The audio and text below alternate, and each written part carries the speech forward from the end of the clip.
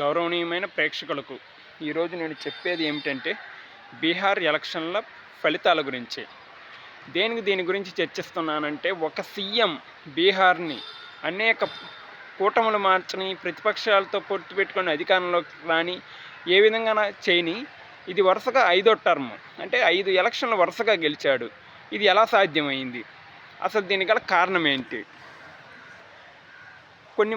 దీన్ని మనం చర్చించుకోవాలంటే కొన్ని అంశాలను పరిగణలోకి తీసుకోవాలి. ఒకటి, బీహార్ అక్షరాస్యత రేటు భారతదేశంలోని మిగతా అన్ని రాష్ట్రాల కన్నా మెరుగ్గా ఉందా?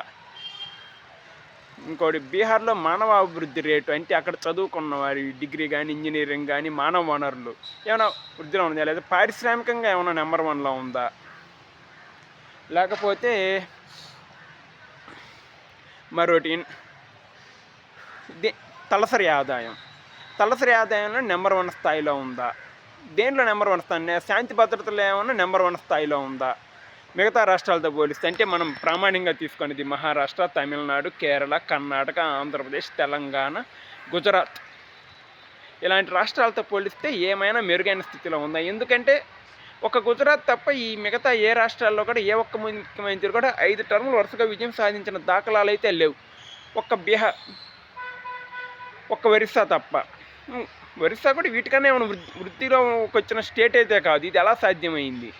అక్కడ ప్రజలు తీసుకున్న నిర్ణయాలు చాలా డిఫరెంట్గా ఉంటున్నాయి. ఎందుకంటే ఒక సీఎంని 5 సార్లు ఎన్నుకున్నారు. మరి ఇలాంటి అంశాలను వాళ్ళు పరిగణలోకి తీసుకున్నారా లేదా? దేంట్లో మెరుగ్గా ఉంది?